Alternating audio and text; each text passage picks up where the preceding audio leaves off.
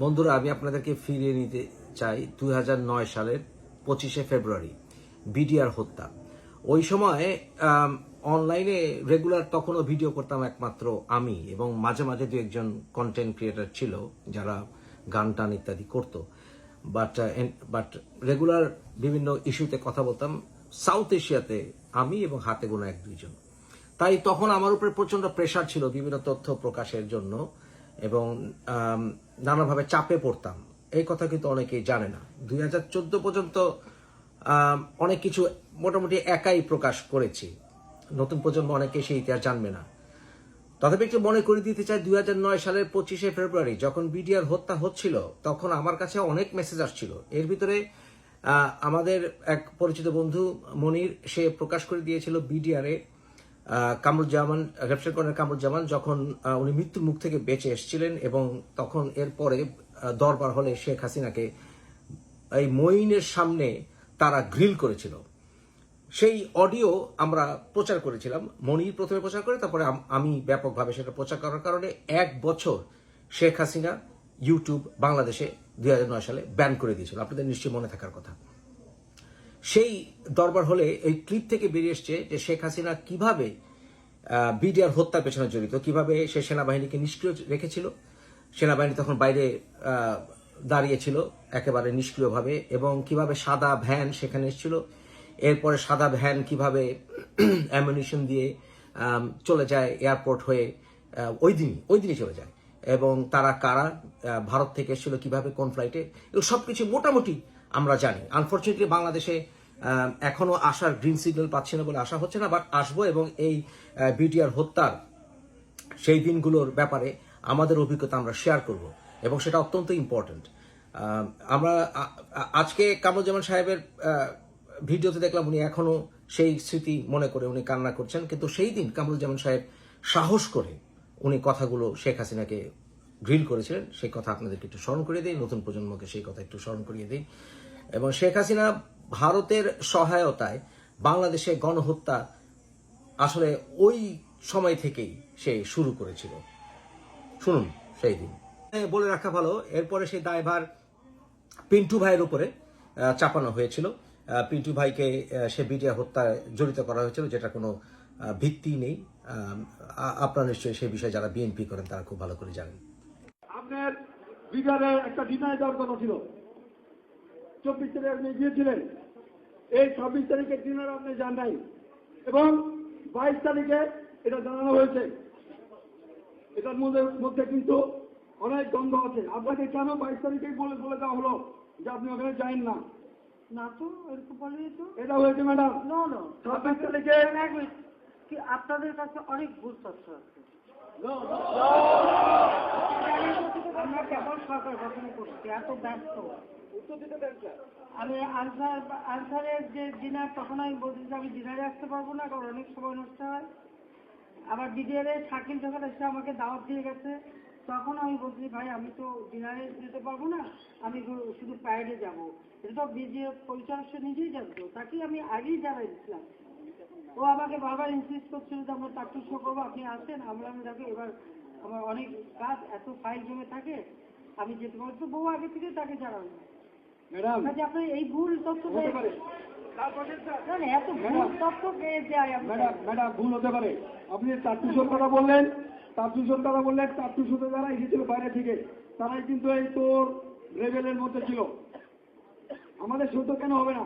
আপনি এটা আমি আগেই বলে দিয়েছিলাম যে প্রত্যেক প্রোগ্রামে আমি বাইরে থাকবো, কিন্তু ডিনারগুলিতে যে যাওয়ার আমার সময় নেই, কারণ কেবল ম্যাডাম পয়েন্ট ম্যাডাম, আপনি সংসদে দাঁড়িয়ে একজন এমপি বলেছে যে আমরা এই সমস্ত মেজর লেফটেন্যান্ট কর্নেল দেখে দেবো। মাননীয় প্রধানমন্ত্রী, এই দেখে নেওয়ার নমুনা যদি এটা হয়, আপনি বিচার করেন।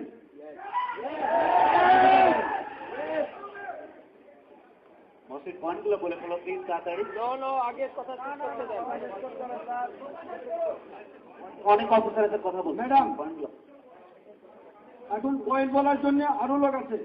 আমি কেন এসছি ম্যাডাম? যেভাবে পিছনের অফিসাররা উত্তেজিত হয়ে গিয়েছিল, আমি আপনাকে যতটুকু বলেছি আমাকে ক্ষমা করবেন। It is the mental outburst of myself. Maybe it is এটা হয়তো সবার রিফ্লেকশন। এখন যে কথা বলছি না দেখবেন।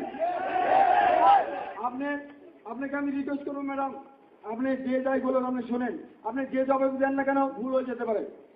সবাই কথা বলবে, আপনি কথা শুনেন ম্যাডাম।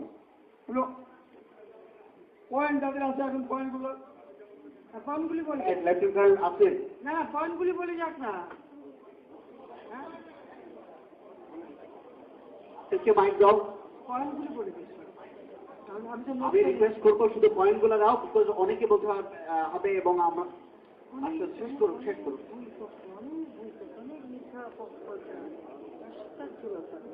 বিসমিল্লাহির রহমানির রহিম।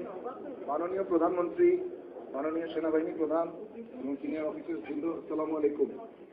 আমি বিডিআরের এই বিদ্রোহীদের এই ঘটনায় আমি একজন ভিকটিম, কারণ আমি ছুটিতে আমার পরিবারের সাথে আমার পারিবারিক বাসস্থানে অবস্থান করছিলাম। আমি পরপর 3 বার মৃত্যুর হাত থেকে রক্ষা পেয়েছি। তারপরে 33 ঘন্টা বিডিআর সেন্ট্রাল কোয়ার্টার গার্ডে মৃত্যুর সাথে পাঞ্জা লড়েছি, কারণ কিছুক্ষণ পর পর শরীররা এসে আমাকে মেরে ফেলবে। আমাদের সেনাবাহিনীর অফিসারদের স্ত্রীরা এবং আমরা অফিসাররা, শিশুরা সব এক কাতারে কোয়ার্টার গার্ডের সেলের ভিতরে ছিলাম। একটা রুমে 60 জন থেকে 80 জন করেছিলাম। তখন কোয়ার্টার গার্ডের সেল এবং গার্ড রুম মিলিয়ে নারী, শিশু, বৃদ্ধ, আমার বৃদ্ধা মা প্যারালাইসিস 75 বছর বয়স, তিনিও সেখানে ছিলেন। সবাইকে মিলিয়ে ওখানে আটকে রেখেছে। অথচ মাননীয় স্বরাষ্ট্রমন্ত্রী শুধু লোক দেখানো 25টা অস্ত্র জমা নিয়ে তারপরে কিভাবে আমাদেরকে উদ্ধার না করে ফেরত আসলেন, এটার জবাব আমি সবিনয় আপনার কাছে জানতে চাই। মাননীয় প্রধানমন্ত্রী, আমি আরেকটা কথা বলতে চাই,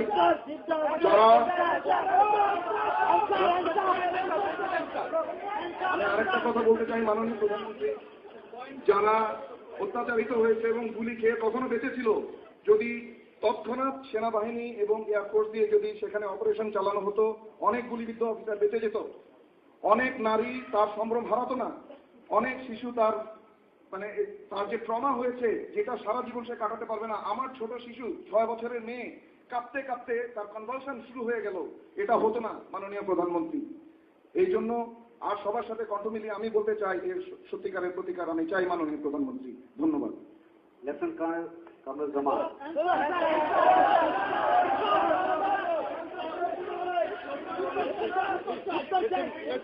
পয়েন্ট শুনে না। আগে প্রত্যেকটা কিছু উত্তর চাই, তারপরে পয়েন্ট। একটা উত্তর হবে না। শুনেন, স্বরাষ্ট্র বিডিআর এলাকা কত বিশাল। ওই রাত্রেবেলা তারা কিছু অস্ত্র জমা দেয় এবং স্বরাষ্ট্রমন্ত্রী নিজে গাড়ি করে বাড়িতে বাড়িতে যায়, তখনও কোথায় কে আসে সব দিতে যায় না। বিডিআরের ইয়াং অফিসাররা অস্ত্র নিয়ে তার সাথে, যেটা আমি বললাম যে একজন অফিসারকে বাঁচাতে যে তারা গুলি পর্যন্ত করে। স্বরাষ্ট্রমন্ত্রী তাকে এই কথা বলে আশ্বস্ত করে, দেখো তোমরা সন্তানের মতো, এরা আমার সন্তান, একে তোমরা দিতে পারবে না, আমি যে 2 হাত দিয়ে ধরে তাকে গাড়ির মধ্যে উদ্ধার করে। কিন্তু কোন জায়গায় কোয়ার্টার গার্ড, কত জায়গায়, কত বিশাল জায়গায় একা কেউ যদি দেখা না দেয়, চিনায় না দেয়, যাওয়া তো সম্ভব ছিল না। কিন্তু যতদূর সম্ভব 5টা পর্যন্ত সে ঘুরে ঘুরে যে কটা পরিবার পেয়েছিল উদ্ধার করেছে। পরের দিন সকালবেলা সে যখন টায়ার্ড হয়ে অসুস্থ হয়ে পড়ে, তখন বেগম মতিয়া চৌধুরীকে আমি 5টার সময় নিয়ে আসি এবং পরের দিন সকালে বেগম মতিয়া চৌধুরী যান, তার যাওয়ার কথা করে উদ্ধার করবো যাবে, তখন আবার তারা বন্ধ করে দেয়। এটা হলো বাস্তব কথা। যদি সে কয়েকজন উদ্ধার করে চলে আসে, একটা মানুষ তো, আর বিডিআর ক্যাম্পটা কত বিশাল, আর আমাদের তো চেনাও নাই সব জায়গায়। তারপর ওদের লোকরা অস্ত্র